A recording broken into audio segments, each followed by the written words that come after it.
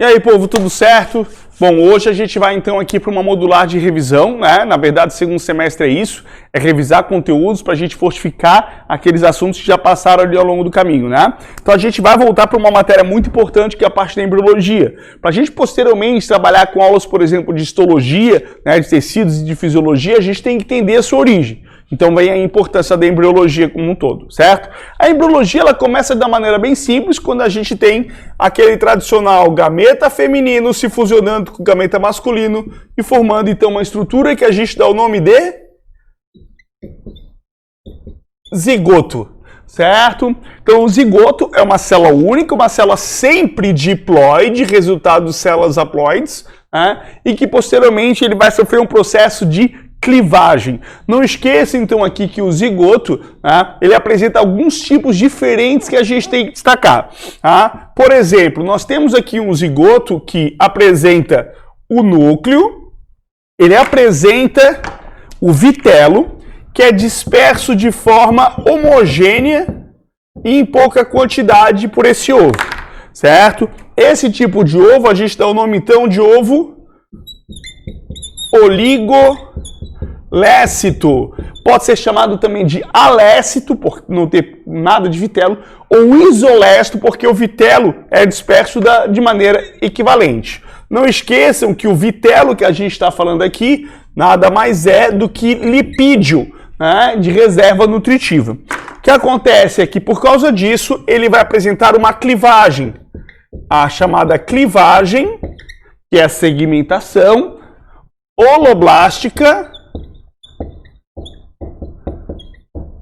O que significa holo? Holo é total, então tu tem uma clivagem de dividir o ovo inteiro, né? E do tipo igual, porque o resultado vai ser, no caso, células totalmente idênticas aqui durante esse processo, certo? Então no final vai formar uma estrutura que apresenta uma série de células todas do mesmo tamanho, formando uma estrutura concêntrica. A gente dá o nome de mórula com os chamados blastômeros. Perfeito? Quem é que vai ter, então, isso aqui como resultado, né? Quais são os seres vivos? O exemplo que a gente pode colocar aqui, nós temos os seres mais simples, os poríferos, os quinidários, temos aqui ainda os equinodermos, os protocordados e os mamíferos. Professor, peraí, nós somos mamíferos? Sim, nós não somos simples. Não. Mas por que a gente tem um ovo tão vagabundo assim, então? Porque a gente não precisa de vitelo. A gente tem anexos embrionários que permitem a mãe nutrir o nosso corpo. Para que eu vou ter um armário de comida no meu quarto se a minha mãe faz compra toda semana? Para esconder a bolacha recheada do irmão, né? Mentira. Né? É simplesmente porque eu não preciso dessa reserva, por isso que eu não tenho esse armário. Então eu já tenho essa comida provindo para mim o tempo todo. Tá? Então a gente não precisa de um ovo com muito vitelo, podemos nos desenvolver com um ovo mais simples nesse sentido. Certo? Perfeito. Além disso, além desse tipo de ovo oligolécito, nós temos aqui então um outro tipo de ovo, que é o ovo que a gente pode chamar aqui de heterolécito. Pode ser chamado também de telolécito incompleto. O que acontece nesse ovo? Ele apresenta o núcleo também, que é um pouquinho mais em cima, e apresenta vitelo em quantidade diferente na parte superior e na parte inferior. Enquanto em cima tem pouco vitelo, embaixo tem muito vitelo. Por isso que a gente dá dois nomes diferentes aqui. A gente está em cima de polo vegetal. Opa, desculpa. Em cima polo animal. Animal e embaixo de polo vegetal. Certo? Esse ovo vai sofrer uma clivagem também. Essa clivagem vai ser igual? Não, mas vai ser total. Então ela continua sendo holoblástica, só que ela vai ser agora desigual. Formando então agora um ovo diferente, com as células de cima menores no polo animal, só que em maior quantidade. E as células de baixo são maiores, mas em menor quantidade. Certo? Aqui a gente tem as células de cima chamadas de micrômeros e as células de baixo de macrômeros, por causa da diferença de tamanhos que elas apresentam. Quem são os exemplos de seres vivos que vão apresentar esse tipo de clivagem? A gente pode colocar aqui o exemplo de vermes, anelídeos, plateumintos, nematóides, moluscos, alguns peixes e também os anfíbios. São animais que apresentam esse tipo de ovo, certo? Depois eu vou mostrar melhor a imagem de cada um, tá? Continuando, a gente tem aqui um outro tipo de ovo agora, que apresenta o núcleo na parte de cima, chamado bioplasma, e o resto aqui é tudo vitelo. Riquíssimo em vitelo esse ovo. Tanto vitelo que fica difícil a sua clivagem. Então, por isso que a clivagem agora aqui é do tipo meroblástica. O que é meroblástica? Ela é desigual. Parcial, né? Não vai clivar o ovo todo. E ela vai ser do tipo discoidal. Já vai ficar claro porque isso também. Esse tipo de ovo a gente costuma chamar de telolécito. Por que telo? Telo é fim. As coisas acabam, né? Telófase, telômero, telolécito, Michel Teló, as coisas acabam. Michel Teló é o fim da música. Então a gente tem aqui essa estrutura que vai indicar ali uma divisão diferenciada. Olha só, formando aqui então o ovo, a gente vai ter a clivagem somente na parte superior. Essa parte superior, que é o polo animal, a gente pode dar um nome especial também. A gente pode chamar de cicatrícula. E é só ali que acontece a clivagem. O resto do ovo não cliva aqui. Fica o vitelo em grande quantidade. Viram por que então é uma clivagem parcial? Tá? Esse exemplo aqui, então, a gente pode colocar quem? Vamos colocar seres que apresentam muito vitelo, como os peixes em geral, os cefalópodes. Quem são os cefalópodes mesmo? São os moluscos de grande porte. Tá? Além disso, nós temos aqui também os répteis, as aves e os monotremados. Para quem não lembra quem são os monotremados ou prototérios, são os mamíferos que põem ovos, ornitorrinco e ecdna. E por fim, a gente tem um último ovo aqui, é o ovo que apresenta o núcleo no centro e o vitelo cercando ele.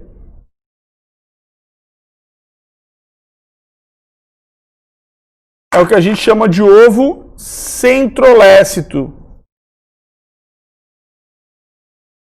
Esse ovo vai ter uma clivagem também meroblástica, ou seja, também parcial, e vai ser chamada de superficial. E tendo como resultado as células externas aqui dos blastômeros na parte superficial. E o vitelo fica bem no meio. Certo? E o exemplo clássico que a gente tem aqui são quem? Os artrópodos. Beleza? Para a gente olhar melhor isso aqui, a gente pode olhar aqui nessa imagem, ó, onde a gente tem um primeiro ovo oligolesto, né? Um ovo que vai sofrendo clivagens sempre iguais, estão vendo? Gerando então aqui uma mola com estruturas, com as células todas do mesmo tamanho. Já no caso aqui, no ovo mediolesto, ou heterolesto, ou telolesto incompleto, o que acontece? A gente vai tendo uma clivagem desigual. Por que desigual? Porque esse aqui, que é o polo vegetal, ele automaticamente tem mais vitelo e tem uma clivagem mais difícil de acontecer. Por isso que ele demora mais para clivar do que a parte de cima. A parte de cima cliva de forma mais acelerada por causa disso. Então tem células menores e em maior volume, e aqui células maiores, certo? Temos aqui ainda o ovo do tipo megalesto ou telolesto, onde vai ter essa região que é a cicatrícula, que é o polo animal, vai sofrendo clivagem somente nesse disco, por isso discoidal, gerando então ali o disco germinativo, que não deixa de ser a série de blastômeros ali encontrados. E aqui o ovo centrolesto, onde o núcleo se multiplica, as células se multiplicam inicialmente, migram para a superfície, se separando e formando a região central de vitelo, que acontece nos artrópodes. Perfeito? Então a gente já viu os tipos de segmentações. Ótimo. A partir disso, pessoal, a partir do zigoto, a gente pode começar então agora a fazer o quê? Passar para as próximas fases. Então, depois do mecanismo de clivagem, nós partimos então para uma estrutura, vamos nos basear nos mamíferos que somos nós, né? Um pouquinho do tamanho disso aqui. Uma estrutura multicelular.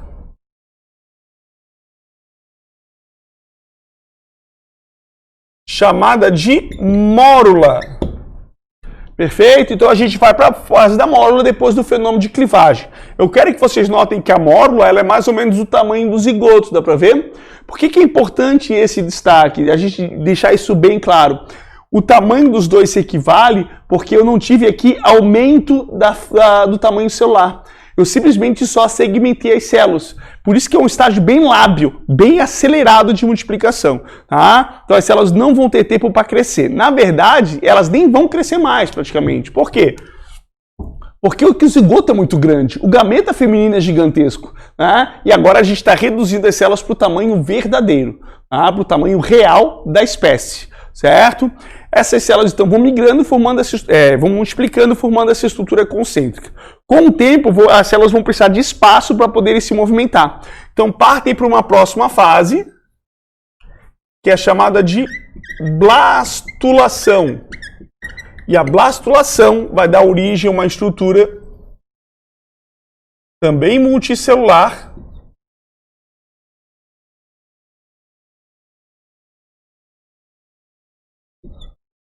com uma região interna preenchida por um líquido de sustentação. Certo? Essa cavidade com um líquido interno a gente chama de blastocele. E essa estrutura que vai ser formada a gente dá o nome de blástula. Isso é o que a gente comumente encontra nos animais. Porém, existe um outro tipo que é importante a gente destacar. Ela apresenta essas células aqui, então, na superfície também, é muito parecida com a blástula como um todo. A diferença é que ela vai apresentar, então, uma camada de células interna. Certo? Então, o que acontece é que a gente tem aqui camadas distintas. Nós temos essa camada superficial, que é o trofoblasto. Temos a camada interna, que é o epiblasto, ou também chamado de embrioblasto. E temos a camada de baixo, chamada de hipoblasto. O diferencial é que o trofoblasto vai dar origem à placenta.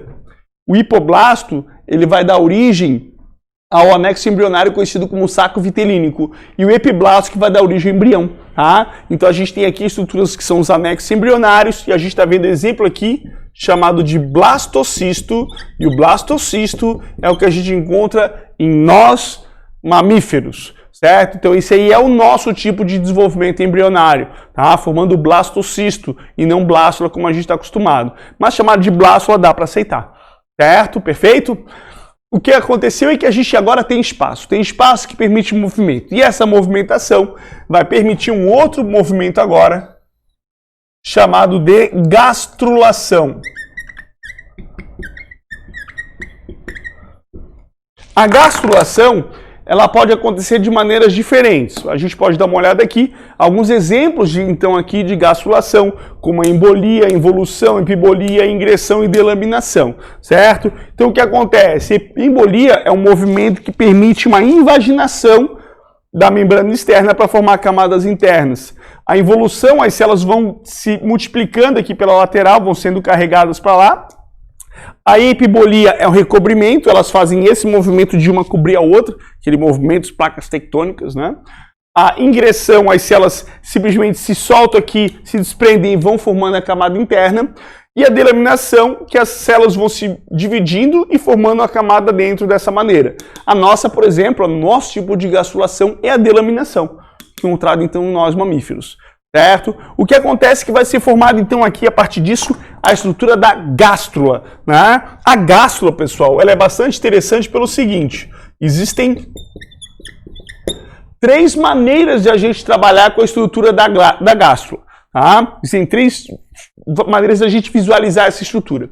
Então, a primeira que a gente tem aqui é a mais simples. É a gástrula, que a gente vai ver uma camada externa e uma camada interna de células. Ela tem, então, aqui a camada chamada de ectoderme, que é a camada mais externa, e tem a camada interna chamada de endoderme. Certo? Essas 2 camadas que a gente está vendo, elas são chamadas então de folhetos.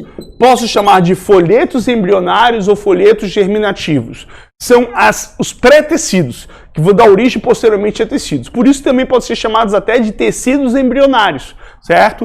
O que a gente consegue ver também é uma abertura. Esta abertura que a gente vê aqui é chamada de blastóporo, que vai dar origem ali uma abertura do sistema digestório para o meio, tá? Inicialmente a gente chama de boca, mas pode gerar ânus também, dependendo do grupo de animais. A gente já teve uma modulagem de embriologia comparativa, né? E aqui a gente tem a cavidade chamada de arquêntero, que é o tubo digestório primitivo. Esta gástrula que a gente está vendo aqui é uma gástrula de animais diblásticos, que apresentam somente 2 folhetos embrionários. Qual que é o exemplo que a gente tem aqui? Somente um grupo, os quinidários. Só os quinidários apresentam esse tipo de gástrula, certo? Existe, porém, uma outra gástrula que apresenta ectoderme, apresenta mesoderme e apresenta endoderme, apresenta os 3 folhetos. Tem aqui, então, ecto. Agora tem também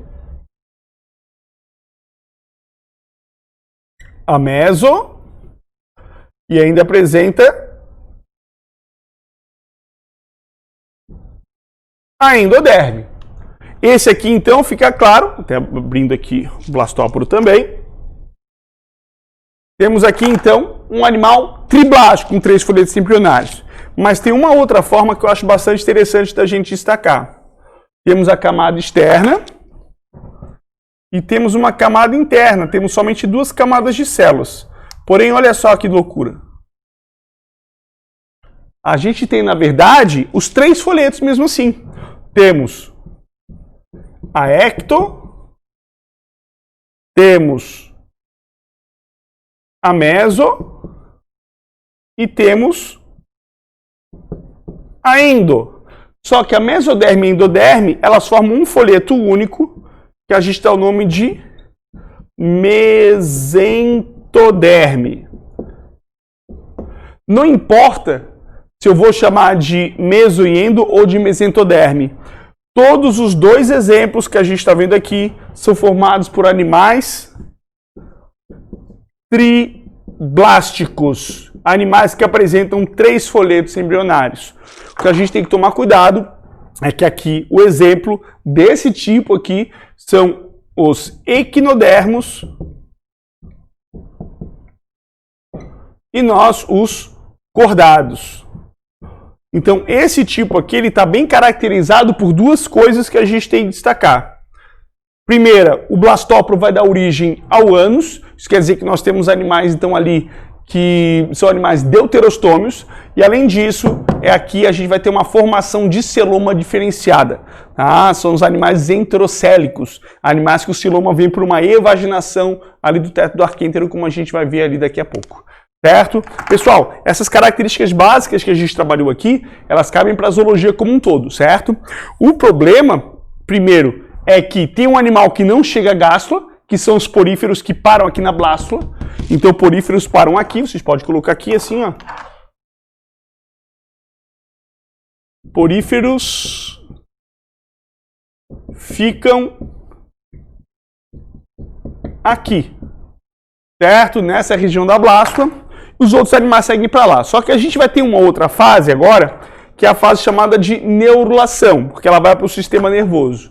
Só que a gente trabalha com a neurulação de forma restrita ao grupo de quem? Ao grupo dos cordados. A gente trabalha com neurulação de cordados, a gente não trabalha com os outros grupos animais a nível de segundo grau. Melhor, tá? Porque senão aí fica muito grupo, cada um com o seu mecanismo. Tá? Uma outra coisa que andou caindo em alguns vestibulares e que eu quero que vocês notem é o seguinte, é essa formação aqui, que na verdade a gente está vendo aqui de uma maneira singular. Olha só o que acontece nessa situação. A gente tem aqui, então, esse disco como um todo, e se vocês pararem para ver esse disco, ele apresenta aqui essa camada azul e amarela aqui, que seria uma forma de blástula. Entre a blástula e a gástula, nesse tipo de embrião, o que acontece? Ele tem uma camada interna, estão vendo? Essa camada é o epiblasto. Opa, estamos falando de quem? Estamos falando de mamíferos aqui. Temos o epiblasto aqui. Então aqui a gente tem a camada de cima que é o trofoblasto e essa camada amarela que é o hipoblasto. O hipoblasto depois ele vai multiplicar suas células e vai formar a camada interna formando uma bolsa que não faz parte do embrião. Então é um anexo embrionário, né? Que é o saco viterínico. Essa camada vai dar origem então posteriormente à placenta que também não faz parte do embrião. O que faz parte do embrião é essa região que é o epiblasto com essa região aqui especial, tá? Essa linha que é chamada linha primitiva, que acontece por migrações celulares ali naquela região. Tá? Temos aqui a membrana cloacal, que vai dar origem a anos depois, aqui a membrana bucofaringiana, que vai dar origem à boca depois, posteriormente também, certo? Já temos aí a estrutura do blastópolo se formando, mas só para a gente delinear essas estruturas que podem sim cair em vestibulares, pessoal. Olha só essa questão aqui da Universidade de Positivo. No desenvolvimento embrionário dos mamíferos, a partir do blastocisto, são originados diversos tecidos, alguns embrionários e outros extraembrionários. Uma lista desses tecidos está representada abaixo: ectoderma amniótico, hipoblasto, saco viterínico, linha primitiva, sincício trofoblasto. Não se engane com o nome sincício trofoblasto, continua sendo trofoblasto do mesmo jeito. São extraembrionários quais tecidos? Qual que não é embrionário? Ectoderma amniótico, amnion é um anexo embrionário, então obviamente ele é extraembrionário. Hipoblasto é aquela parte de baixo ali do embrião, então é extraembrionário também. Saco viterínico é parte do hipoblasto, então é extraembrionário. Linha primitiva é no embrioblasto. Esse é então do embrião e não um anexo, certo? E sincício trofoblasto, trofoblasto vai dar origem à placenta, então é extraembrionário. Dessa maneira, temos então a alternativa aqui, 1, 2, 3 e 5, só 4 que não. Perfeito? Olha como pode cair na prova, tá? Para a gente finalizar aqui, a gente ainda tem um fenômeno, então, da neurulação. A neurulação, então, é um fenômeno onde a gente vai ter a formação, então, da estrutura do tubo neural, estrutura primitiva, encontrada em todos os cordados, que vai dar origem ao sistema nervoso central. Então, olha só, a gente tem aqui a mesentoderme, estão vendo? Aqui é mesoderme, aqui é endoderme e por fora é ectoderme. Começa então com o achatamento aqui dessa placa da ectoderme, chamada então de placa neural. Essa placa neural ela vai estimular uma evaginação, um dobramento para fora aqui da mesoderme, certo? Formando por fim uma goteira chamada goteira ou sulco neural. Depois disso ela começa a se fechar, formando um canal. Quando ela está formando esse canal, essa evaginação começa a se desprender também, dando origem a duas cavidades que a gente chama então de celoma. Então o celoma tem uma origem do teto do arquêntero, mas o teto do arquêntero inicialmente ele é mesoderme ou endoderme? Ele é mesodérmico. Então aqui a gente tem os celomas, a cavidade celomática, sempre origem mesodérmica, mesmo quando ela parece que é endodérmica, certo? Perfeito. Daqui a gente tem a formação então do tubo e por fim se desprende a parte final, que dá origem à notocorda, característica exclusiva então aqui do grupo dos cordados. certo? A notocorda ela vai substituir o sistema nervoso central? Obviamente não. Olha só, ele está aqui localizado. A função da notocorda é ajudar na sua sustentação. E nos vertebrados, ela vai ajudar na formação também da coluna vertebral, certo? E aí a gente tem a formação então da neurula, que apresenta o tubo neural na parte dorsal, por isso epineuros, somos os únicos animais epineuros, os cordados, certo? Essa aqui é a visão que a gente pode pegar, imagina que isso aqui é o embrião, cortei ele ao meio, estou virando, esse é o corte transversal, mas eu posso pegar o embrião, cortar nesse sentido e abrir, que é o corte longitudinal, que é esse tipo de imagem que a gente está vendo aqui, ó, o tubo neural dorsal e a notocorda. Eu gosto dessa imagem para mostrar para vocês que a notocorda não é uma bolinha, né? A notocorda é um feixe muscular contínuo, que ajuda na formação e na sustentação do corpo desses animais. Perfeito? Outra coisa muito legal desse desenho aqui é o aspecto do quê? O aspecto das cores utilizadas para mostrar as suas origens. Como eu trabalhei ali. Aqui a gente teve só uma diferença de cores que eu particularmente não achei legal. Colocaram laranja aqui e amarelo, né? Laranja meio vermelho. O certo seria, como a gente trabalha no nível 3º grau na faculdade, aquelas cores ali. Azul para ectoderme, vermelho para mesoderme e verde para endoderme. A endoderme pode ser substituída até por outras cores, tá? Até amarelo, por exemplo. Mas geralmente são aquelas 3 cores ali. Por que eu gosto de trabalhar com aquelas cores? Pelo seguinte, a gente tem aqui o fenômeno da organogênese. O que é organogênese mesmo? É a formação dos órgãos, certo? Então, para a gente ver a formação dos órgãos, o que a gente tem que dar uma olhada aqui? A gente tem que dar uma olhada nos folhetos. Então, a gente começa com a ectoderme. Olha ali, pessoal, a ectoderme é onde eu pintei de azul. Então, eu vou ver o que aquele azul está formando. Ele não está revestindo o corpo, então ele faz parte do revestimento. Ou seja, ele forma o epitélio do nosso corpo. Ou, melhor do que epitélio, a gente pode colocar epiderme, para ficar ainda mais claro isso. A epiderme é formada a partir daquilo. Epiderme e os seus anexos. Quais são os anexos da epiderme, pessoal? São as unhas, os pelos, as glândulas exócrinas que ficam na nossa pele. São exemplos, então, desses anexos, certo? Além disso, olha só, eu quero que vocês notem lá naquela imagem, volta aqui comigo rapidinho. Eu fiz questão de deixar assim. Quando eu faço blastóporo, eu mostro que é uma invaginação da ectoderme que forma ele. Isso quer dizer, então, que as cavidades, tanto oral quanto anal, elas vêm da ectoderme. Então, voltando aqui, a gente pode colocar aqui as mucosas oral e anal. Pela imagem aqui do quadro, a gente consegue ver também que essa goteira nada mais é que uma invaginação da ectoderme. Então, isso aqui é o tubo neural, isso aqui é o sistema nervoso. Ou seja, quem forma o sistema nervoso é a ectoderme também, certo? Inclusive, uma parte do sistema endócrino que é do sistema ligado ao sistema nervoso. Que parte seria essa? Seria a neurohipófise. Certo? Depois da ectoderme, a gente vai para a endoderme. Para o folheto mais interno. O que acontece? A gente vê que ele forma o tubo digestório, né? Então a gente tem aqui o endotélio digestório, ou seja, toda a parte interna do revestimento do intestino, certo? Do intestino, todo o tubo digestório. O endotélio digestório, temos glândulas anexas a ele, né? Que glândulas são essas? O fígado e o pâncreas. Professor, mas o fígado e o pâncreas não são órgãos? A melhor coisa para te chamar fígado e pâncreas é de órgão glandular. Porque se colocar órgão e glândula, tu aceita. Os dois são aceitos nesse sentido. Além disso, ligado ao sistema digestório, uma coisa aqui na entrada que é o quê? O sistema respiratório. Então a gente tem aqui também o endotélio respiratório. E existem glândulas muito associadas a eles, como por exemplo, tireoide, paratireoides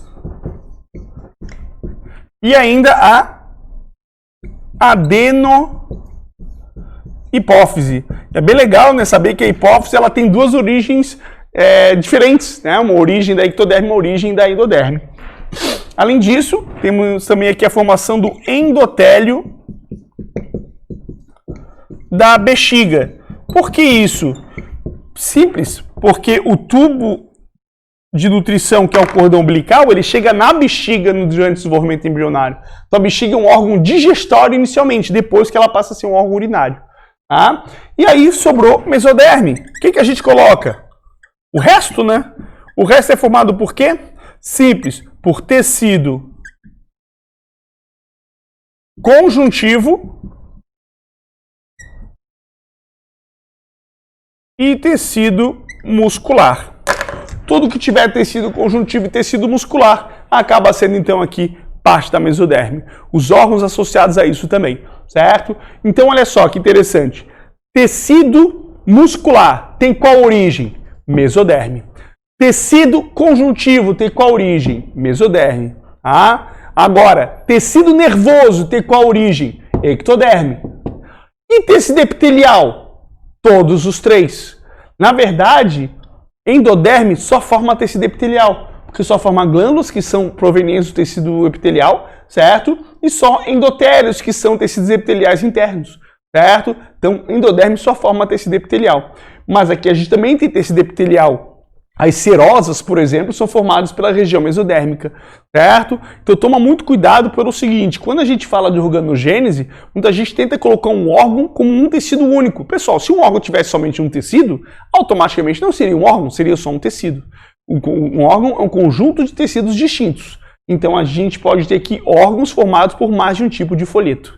Tá? Ou a gente pode pegar o exemplo aqui clássico do intestino. Né? O intestino apresenta o endotélio, que é proveniente da endoderme, mas ele tem a musculatura lisa, que vem da mesoderme. A própria pele, a pele que tem a sua parte superficial formada pela ectoderme, né? Mas a parte interna é tecido conjuntivo, que é mesoderme.